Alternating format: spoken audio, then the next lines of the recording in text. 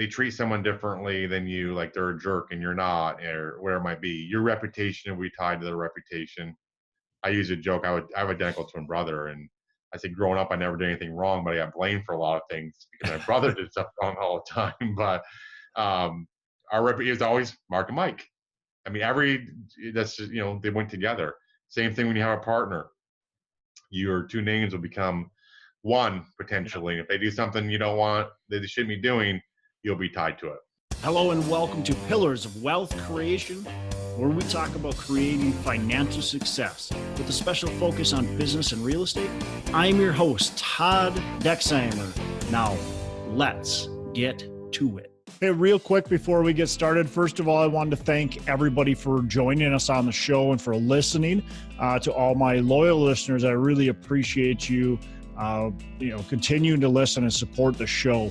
If you can go on to iTunes, Stitcher, SoundCloud, wherever you listen and subscribe to the show, that would be fantastic. Spread the word too. I'd love to, have this reach more and more people. So if you could share it on social media or and just talk about it to other people, that would be fantastic.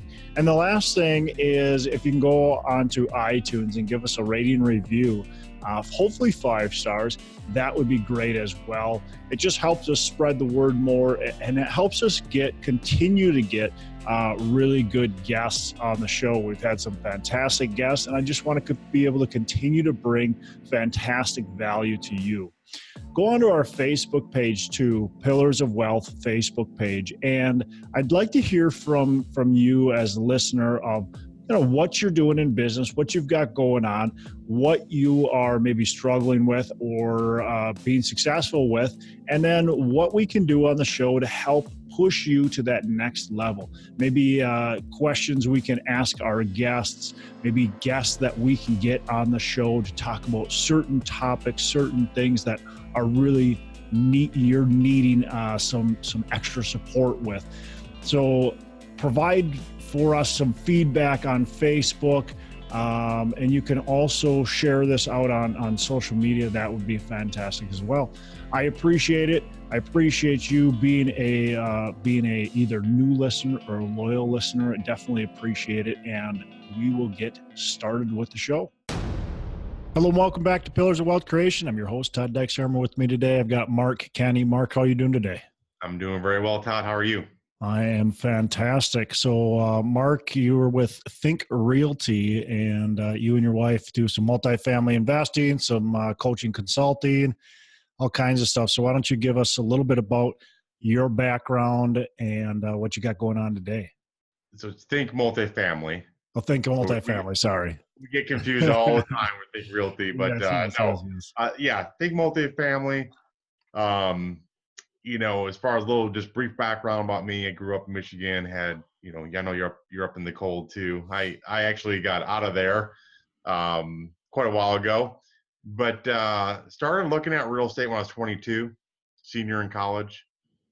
Made an offer, got accepted. My dad talked me out of it, but and I, quickly after that, I got a deal though, and then I was CPA for a while. Continued to buy smaller properties, like 2 to 4 units. And then I was IT consultant for a while, had an IT company. In 2013, started looking at buying larger multifamily. And that's when we kind of started, and we've bought a lot since then. We're 5 states. So why the multifamily then? Well, for me originally, when I was young, I'm like, doesn't everyone need a place to live? A lot of people can't afford to buy a house and things like that. So it just made sense to me. I'm a little more analytical, and it made sense. Now, I didn't realize, the thought of buying 100 units when I was 22 years old just seemed like, probably pie in the sky somewhat. I didn't know what syndication was. So, but my brother and I both have a twin brother. We're like, well, it makes sense to buy real estate. We both like real estate ever since we were little. People need a place to live. So when we start buying duplexes and 3 units and 4 units, and that's and until we figured out that, hey, you can go a lot bigger, faster by syndicating and raising capital from other people.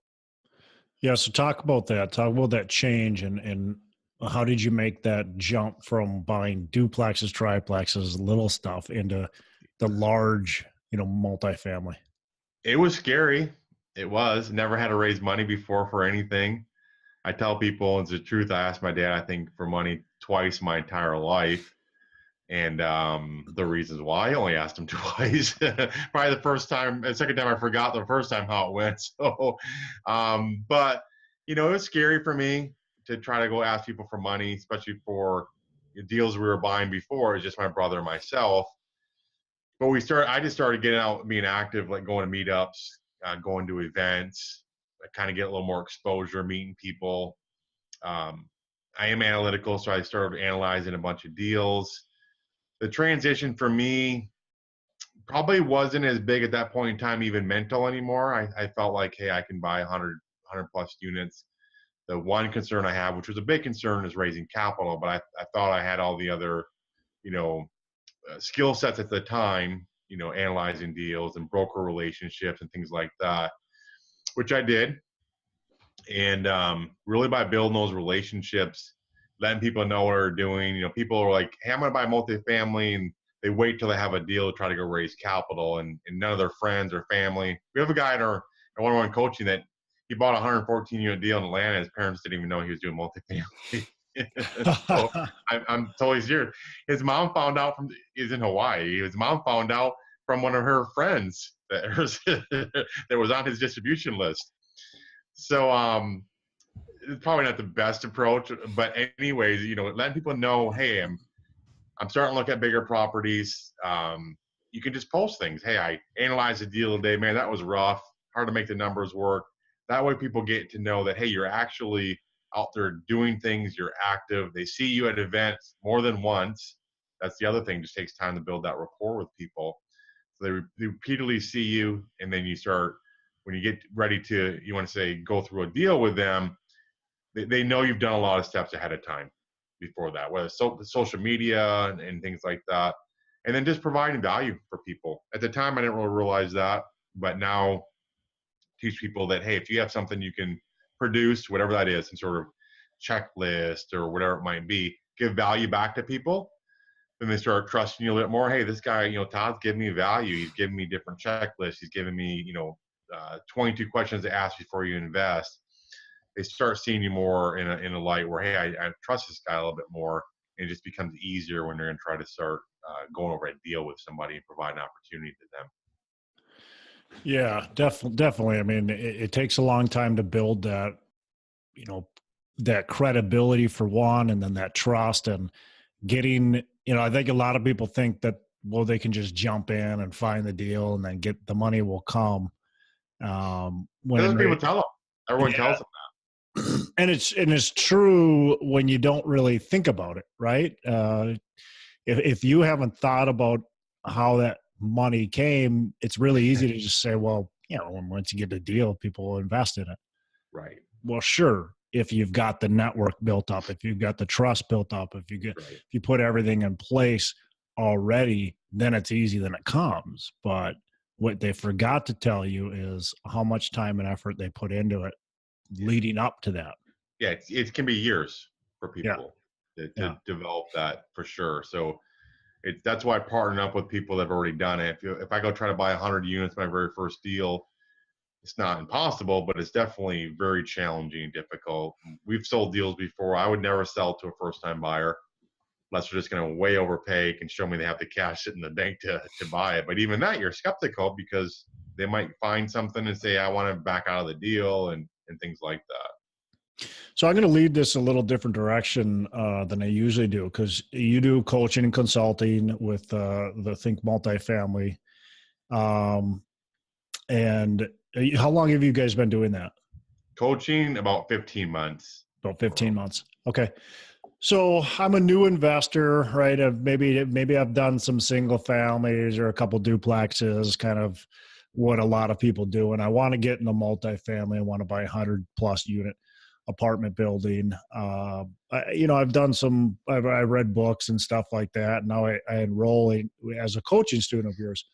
What are the steps that we can take to be successful, and how do we get there as quickly as possible? Obviously, knowing it's not going to be overnight. Right. We want to, I want to buy let's say I want to buy a property within the next 6 to 12 months. Sure. What do I need to do to be able to set myself up for success?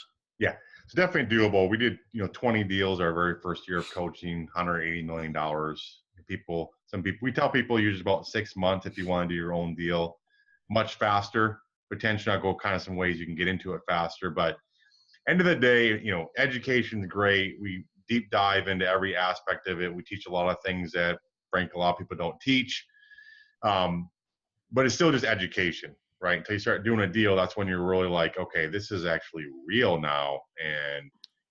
But everyone's kind of wired some way. So just by talking with people, figuring out a lot of times their profession or what they've done before, what they've invested with before.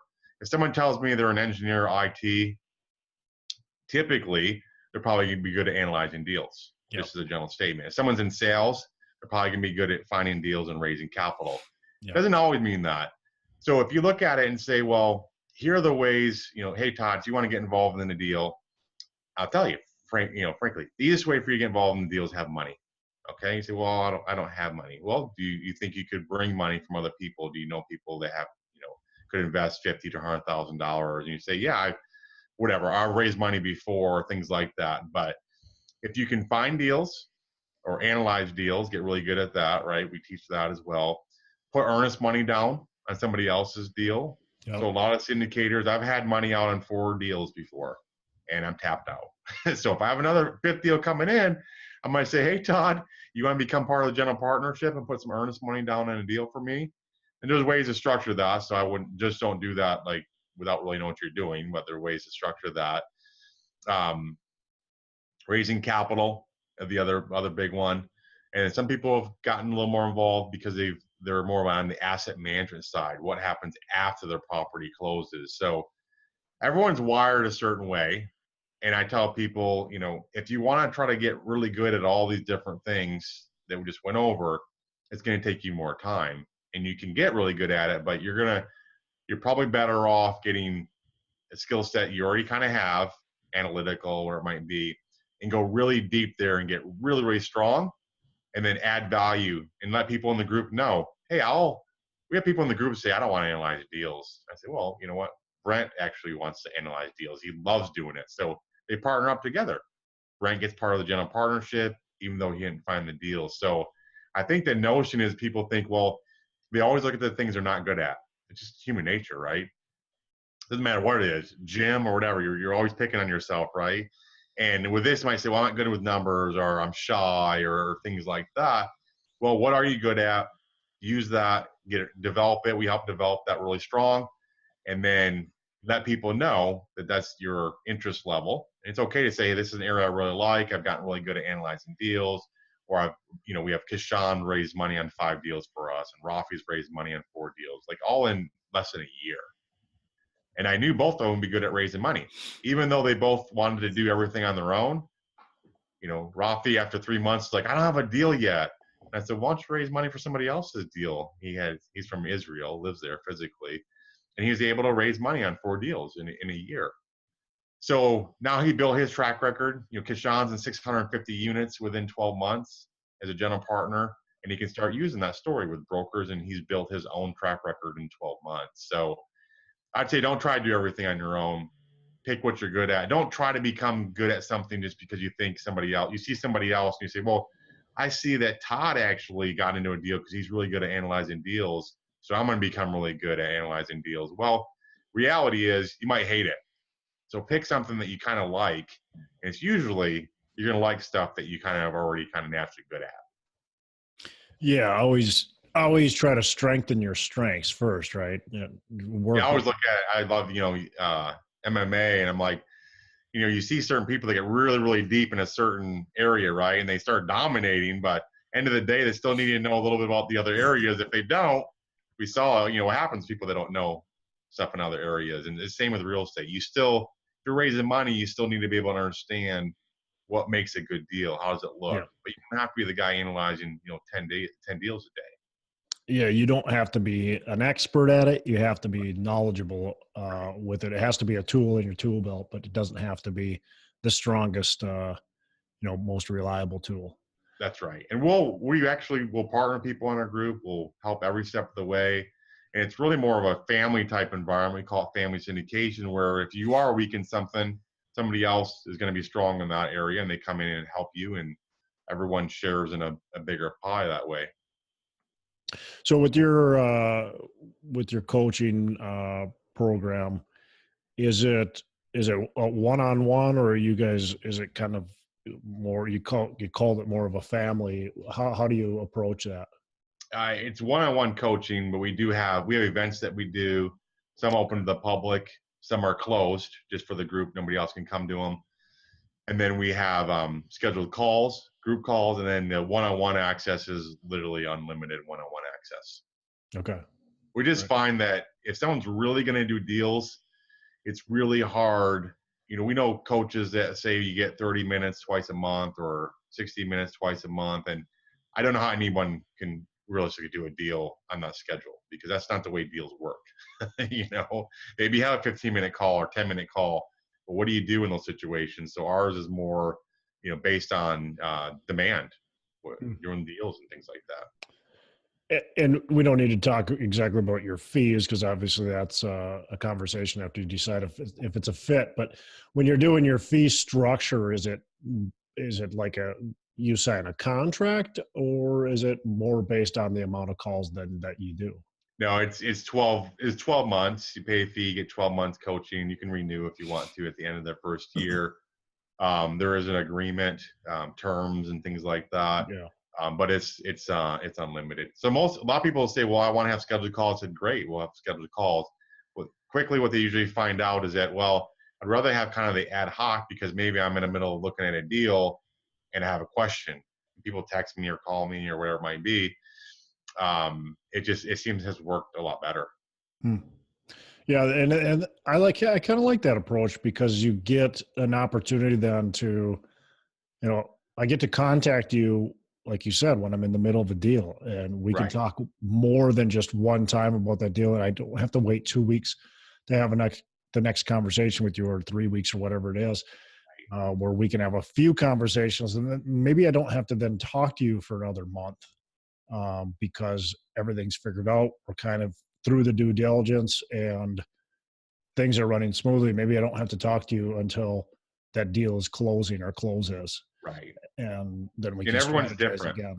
Some people are really, really experienced that came into our group already, they're experienced, and other people are brand new. Mm-hmm. Everyone has different levels, but it's always about, we just coach a little bit different as far as how deep we go. We teach a lot of different things, outside of just real estate too, about business and marketing and branding and things like that. That's going to be important if you want to raise capital from people. So those are different things that we teach people.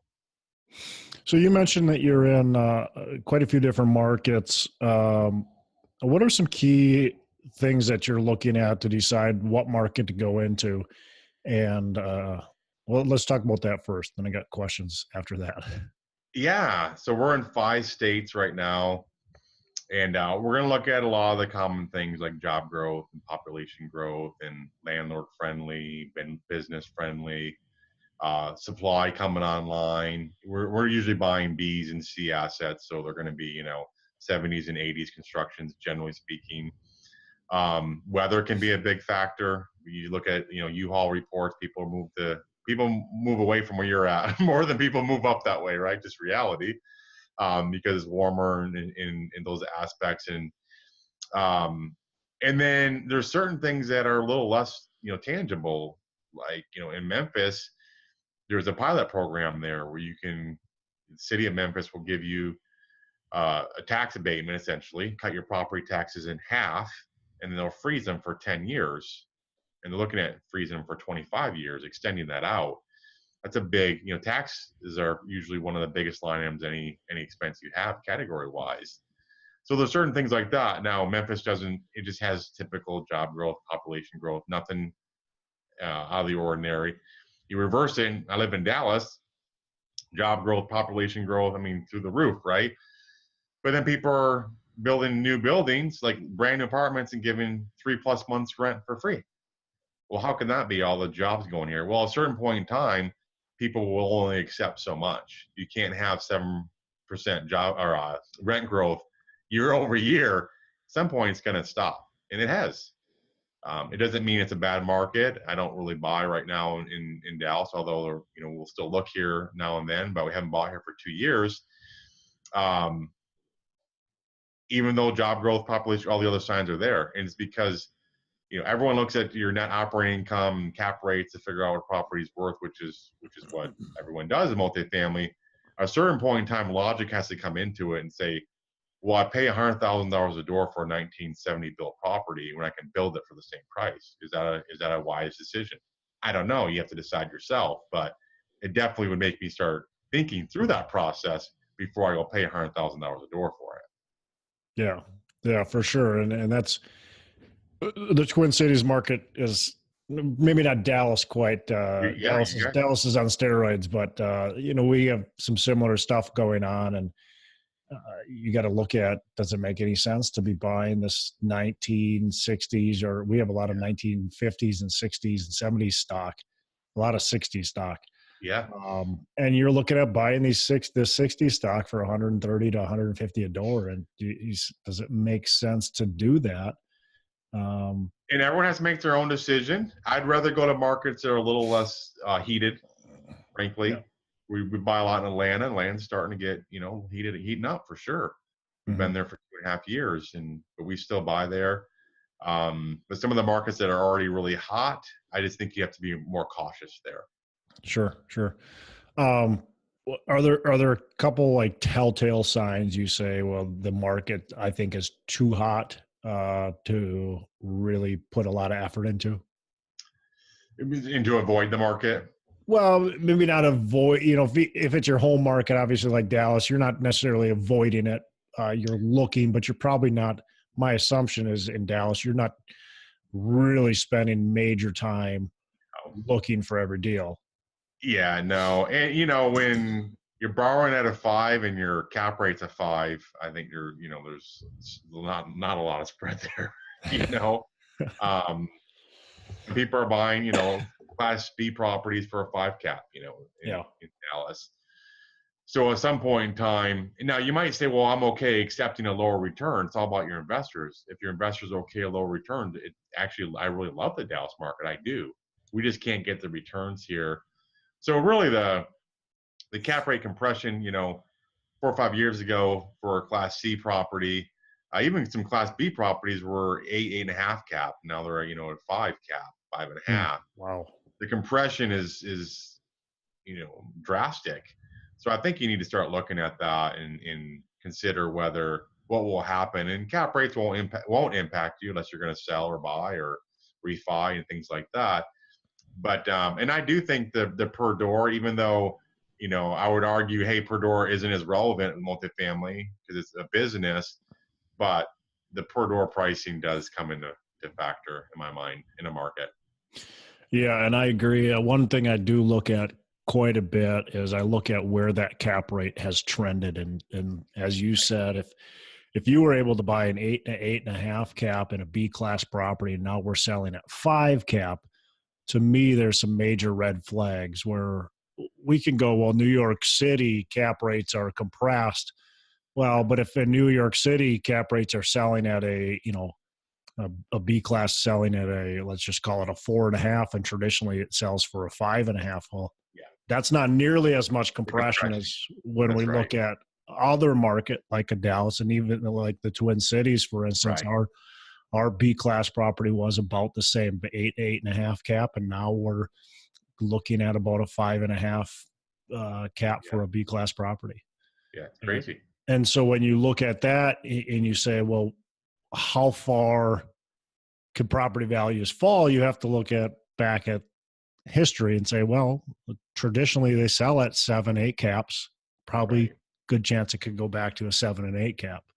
And I think that's why focusing on cash flow is so important and not banking on appreciation. I know people will buy and say, well, I think it's going to, well, we all think or hope it's going to appreciate, but reality is there's a good chance cap rates will go up. They will eventually, and your property be worth less. But if it's cash flowing nicely and you like the property characteristics physically and things like that, then just hold it and ride it out. Yeah. So choosing a market that you can get good cash flow, with some of those fundamentals that you talked about earlier, where you have job growth, population growth, good government, Right. easy to probably, evict and all that kind of No stuff. rent control. No You rent know, control. yeah, Yeah. not an option. Yeah, for sure. For sure. Cool. Well, let's talk about kind of your business and how you guys operate that. Give us a couple tips on maybe 3 tips on how to operate a business successfully. How do you operate real estate? Because one thing I see is a lot of real estate investors are transactional, right? They want to buy a deal, they want to get a deal, and that's all they think about. They don't think about actually operating a business. Yeah. So after you close. So one thing I would say, even from lessons learned, is, don't always go with the cheapest provider. So you think, oh, well, this property management company is charging me less, or this general contractor is charging me less. There could be a very good reason why they're charging you less, just Yeah. reality. Um, I would say, you know, give your property management company some time, because when you buy a property, it's not uncommon where occupancy goes down, as an example, just because maybe there are tenants in there that shouldn't be renting and things like that. So give your property management company time to operate, and we use third-party management companies. But at some point in time, they need to be, accountable. Right now, people you're putting in there leaving are people you put in there, your property management company, right? Not the old one anymore. And making a change is a big deal. But at some point in time, you have to kind of you lay it on the line with the property management company and say, if you're not at this certain occupancy by X, then we're going to have to look for somebody else and see how they can react and whether they're going to pull it up. Because we've seen the person on site, and it's not necessarily always a property management company, but the person they have on site will make or break the deal. We've Yep. seen properties go from 70s, from 90 some percent occupancy to 70, 78% occupancy in reverse because of the person on site. And then I would say, I guess the third one, I would always, this goes back to the raise piece of it though, always raise more than you think you need. Mm. So have working capital, and then preferably have a contingency as well. So working capital, we usually do 1 full month's rent of all the units. If you took the revenue for all units, gross potential rent, and then a contingency, because I tell people I've never been stressed about having too much money in the bank, but the reverse has been true. You're like, hey, I wish I would have raised more money or done that. So always raise more there, always have it there, because things can come up. And there are a lot of other reasons you want to do that. Maybe you have a rehab project and you have to pay vendors. We will float sometimes $200,000-$300,000. Well, if you didn't raise that money, what do? The lender's not going to. Most lenders won't give you the money before the work's done. Right. So now you're stuck. You have to pay vendors, wait a month, 6 weeks, whatever it is, from a lender to pay you, and you get stuck that way. So always have more cushion there. If you have more money at the end, you're just give it. You can pay it back to investors, but make sure you have that cushion, because if not, you're going to be pretty stressed. So, Mark, what happens if I don't know if you've ever experienced this yourself in any of the deals, either you've been, a part of as an investor, or been GP, or maybe one of your coaching students, clients. They didn't raise enough money. They got, in a cash crunch. How did they handle that with the investors? Have you seen that where somebody's done that and they handle it with the investors maybe poorly, or handled it well? I think so. I have a deal that I've done over 30 deals. I have one deal that we definitely had an issue on. It wasn't so much a property, and it was really more of a partner, without going into a lot of details. But reality is, I had to put money into that, like a fair bit of money, my own money. The other option people can say, well, do a capital call, and people say, well, is it mandatory? And there's really no mandate. I can't go in your bank account and take money out from Right. me. Right. Now you can be diluted, meaning that your equity stake could go down if other people put money in. I think communicating out what's going on.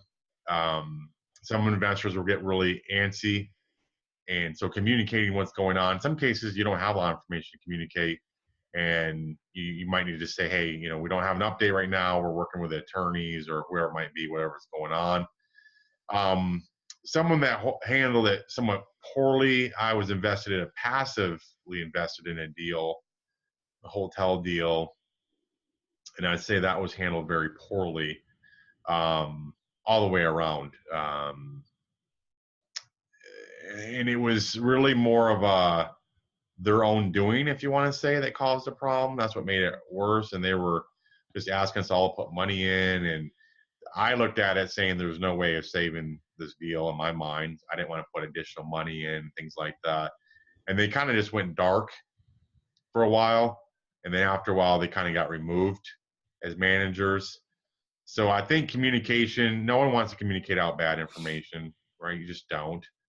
But it's better to do that than not communicate it out. And in some point, reality is you're going to maybe have one or two investors. It doesn't matter what you do, what you say, what you communicate out. They're going to still potentially have an issue, just reality. So you need to get used to that and try to address it. In that situation, was it because they underfunded a renovation, or was it operation? You know, they did some really silly things, like, no joke, hired a felon. No, they knew he was a felon, actually. And actually she was a felon, and actually got convicted before for a felony of stealing money from a company. And you're working in a hotel with cash and things like that. So just some, doing some rehab things in a hotel. You need to get that approved by your flag, right? So if it's Holiday Inn or whoever it is, they have to approve what you're going to do for renovation. They end up, I don't know what it was, spent $40,000 on tile and things like that, never got it approved before they did it. So just some bizarre things, frankly. So basically poor management of the project just in general. Yes. They're not managing their employees. They're not managing their renovations. Just exactly right. Poor business decisions. And then you said I think they asked for capital. Is that what you said? They did. But then you said they went dark. Did that mean they asked for capital? People didn't respond? No, timing wise, they just, I don't remember exactly the timing when they asked versus they weren't communicating out. And they were eventually removed. So I don't remember exactly timing wise. They asked for capital from people. Some people put it in. Some people didn't. And then eventually just, the whole deal fell apart. Okay. Interesting. Yeah. It's interesting to hear how deals fail. And it seems like most deals, when they fail, it's because of lack of communication or lack of money. Yeah, that's right. Hey, I'm super excited to announce the North Star Real Estate Conference that I am putting together along with a few other friends, and we are expecting to have a great crowd there. This is going to be September 20th and 21st in Minneapolis, in the Twin Cities area. And hey, it'll still be warm. And we're going to have a ton of great speakers there. We're going to have some motivational speakers. We're expecting to have speakers talking about a lot of different commercial real estate topics, multifamily and commercial real estate. So we want you there. We would love to have a great crowd there. We would love to have you there. And the cool thing with this conference is all the profits are going to benefit charity. They're going to benefit Junior Achievement specifically, who they serve underserved youth, and they bring financial education to them. They not only teach financial education, but they teach the kids how to be entrepreneurs, how to be business leaders, and how to really do fantastic things after they're out of school and moving on. So that's who we're going to be benefiting. We're going to also have a charity gala. It's going to be a fun event, and I'd love to have you attend. So again, it's called the North Star Real Estate Conference. Check it out. We've got links that we'll put on the show notes. we would love to have you there. We'd love to have you attend. Speaker lineup is coming, and that'll be announced shortly. We do have a few speakers already lined up, so you'll be able to see that. We've got Trevor McGregor will be our keynote speaker. He's a master platinum coach, so you're going to love this event.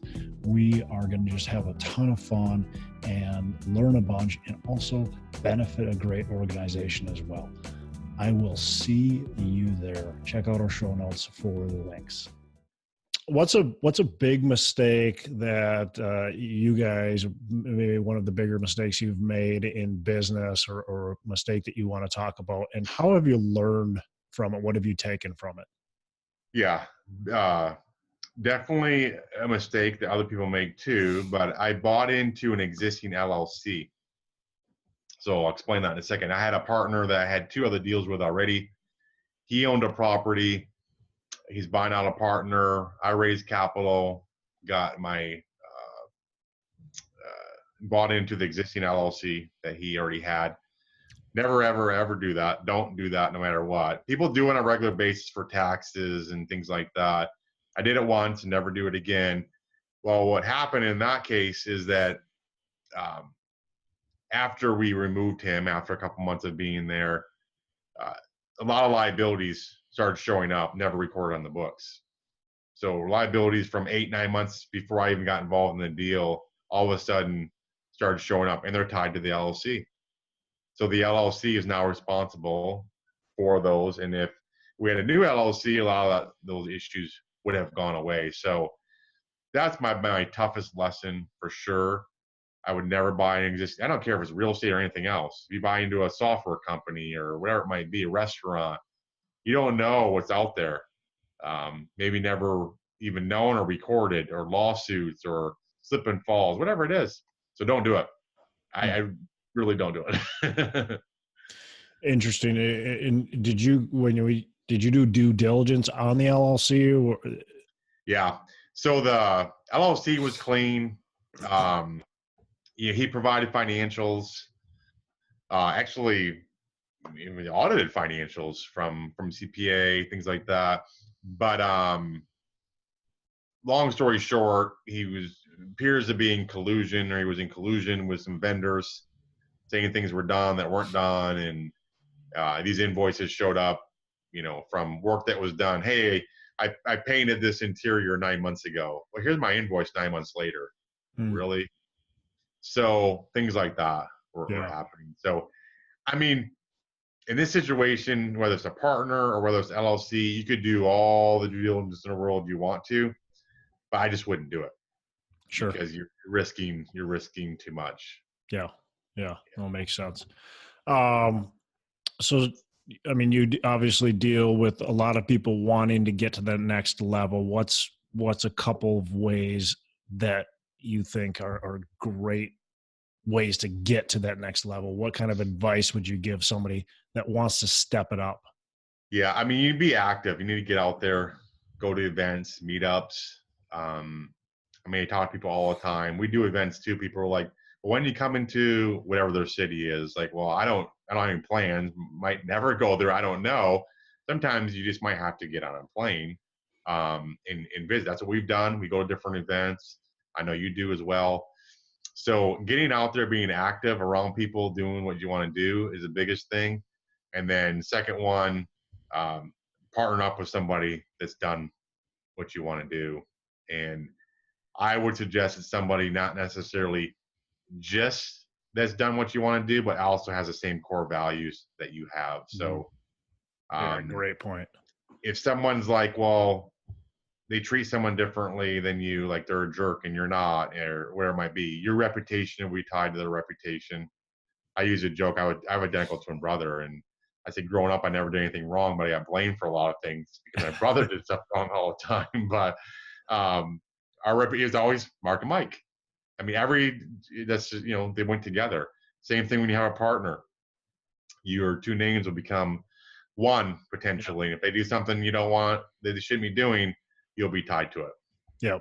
Yep, absolutely. I've had partnerships that are like that, where the other partner maybe doesn't quite have your same integrity or whatever you want to call it, or same mindset, and those oftentimes don't go well. And Right. even if they do, it's better not to be a part of it, because like you said, it's Mark and Mike. Right. That's just part of it. And once something happens, I had a partner that nothing happened while we were in business together, but when we split, a lot of people knew us as partners, and there's some deals that went south on his end, Yeah. and some things that he did wrong, and my name was brought into it. Oh yeah. And we had been split for well over a year, and it Yeah. was still like, you know, people just associated the two of you together. Right. So it's Trust your really, gut too, right? I mean, trust your yeah, gut, because people are like, I don't know, something doesn't seem right. In reality, if you're married, have your wife meet them, yes, absolutely. because I don't know whatever it is, but uh, our wives seem to have a lot more of that. They just go, yeah, that person doesn't seem right. Well, and I think part of it is oftentimes we're attracted to the opportunity. It might be a great deal. I mean, if you look at a great deal, somebody wants to partner with you, you're excited about the deal, you're excited about that. And sometimes it's easy to ignore and forget who you're going to be entering that deal into. And That's right. I've been lucky. I had a deal in particular I'm thinking of right now that it was very, very much like that. The deal was going to be a fantastic deal, and ended up, finding out a few things too much about one of the partners that was going to be a part of the deal, and pulled out. I'm so glad I did, because Yeah. And make just, sure you have everything in writing. I mean, yeah, don't have handshakes, don't have, even if it's someone you trust, end of the day, can you really trust them? yeah, And make sure you account for everything, that everything is going to go horribly wrong. Make sure you have ways to exit a property. I have a property I want to sell. A partner of mine, just us, and then he doesn't want to sell. It's been like 3 years. Well, that's my fault, right? And my contract doesn't, their contract doesn't say that, our agreement doesn't say that he has to sell a property. So having like tag along clauses and things like that for sale, you want to engage an attorney in that, unless you're already one. Don't try to do it yourself. Too many yeah. things you think about. Yeah, definitely great advice there. Always consult an attorney and make sure you have it spelled. Nobody expects to go into a business relationship with things going wrong, but the reality is, I think most business partnerships, as the longer they last, there's stuff that comes up. There might not be so much stuff where it's a disaster, but if you have everything together, you can avoid a lot of that disaster anyway. That's right. So. Um, so where's your company going? Where's Think Multifamily in the next, 5, 10, whatever years? Where are you guys going? What are you doing? Yeah, I think we'll continue to focus, primarily on multifamily, from an asset class perspective. Probably go to a few more markets. Continue to buy if we find good deals. We have good broker relationships to allow us to get some good deals. We have a number of deals under contract right now. We did a lot of deals last year, and end of the day is really helping people that go from, like you said, small or from nothing to potentially trying to build their own track record and buying. Smallest deal anyone in a group did is 90 units last year. That's a good Wow, first deal. that's really good. And they can start there, and then they can potentially quit their job if they want to, leave a legacy for their kids. And we're building a community of people that like to hang around with each other. We do a cruise in June, so people go on a cruise and just have fun together. It's not always business. Yeah, So we always want to have that aspect of it, that people can feel like, hey, no matter how big we got, you can be knocked down in one day.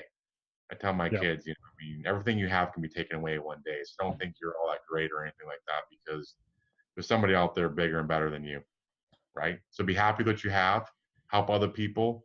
That's how you're gonna get significance, and be happy for them. If someone does something, but someone had a bigger deal than I ever did before in a group, and I was happy. I wasn't jealous.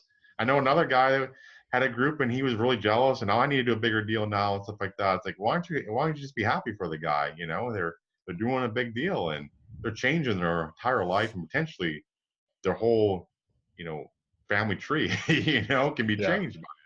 Yeah. Yeah. No, I really like what you said there. It can all be taken away in one day. And it's so easy to, I think, for some people they forget that. They don't think about that. They think about the success they're having.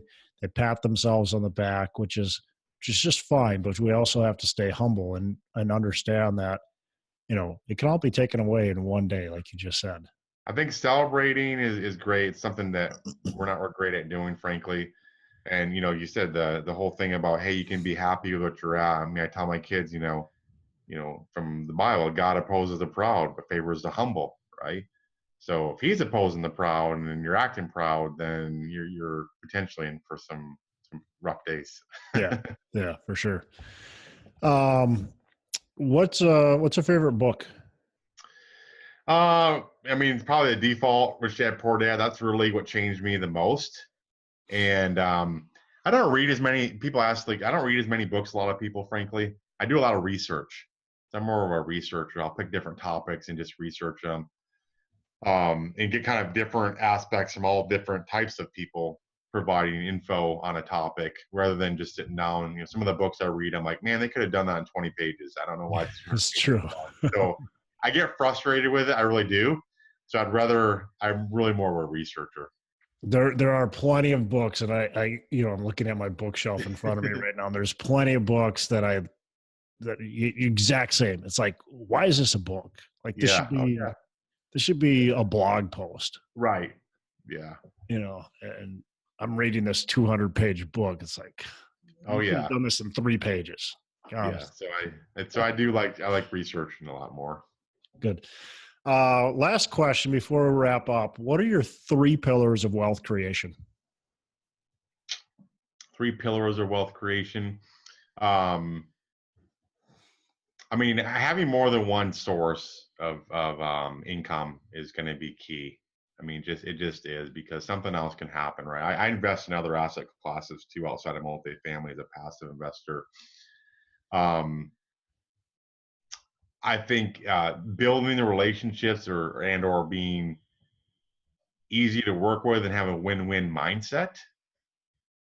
I tell people, if you have the opportunity to screw somebody, don't.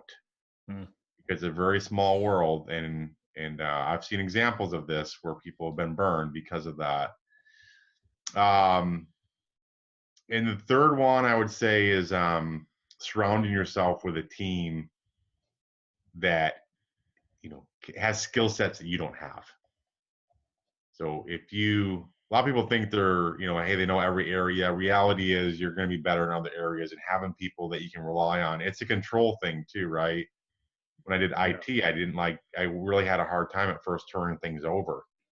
Once you get a team in place that you can trust, then it makes your life a lot easier. Yep. But Yep. team's important.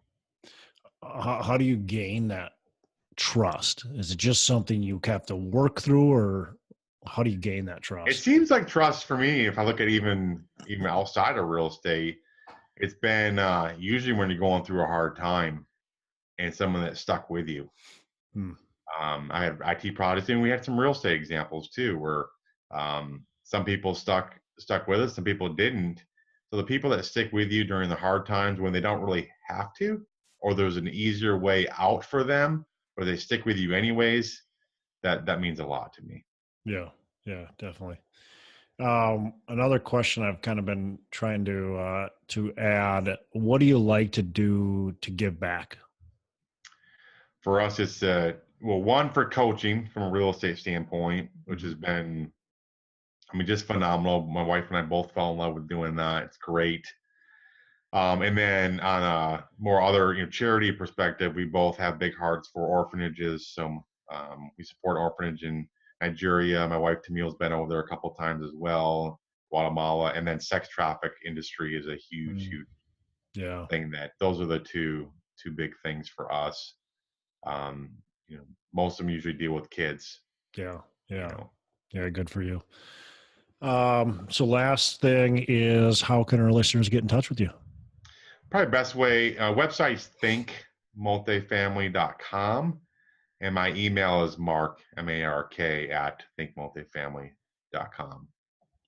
Perfect. Well, Mark, definitely appreciate you coming on the show. Tons of value you've added, so appreciate that. Thank you, Todd. I really appreciate it. Yeah, you have a fantastic rest of the day. You too. A special thanks to Mark Kenney for joining us on the show.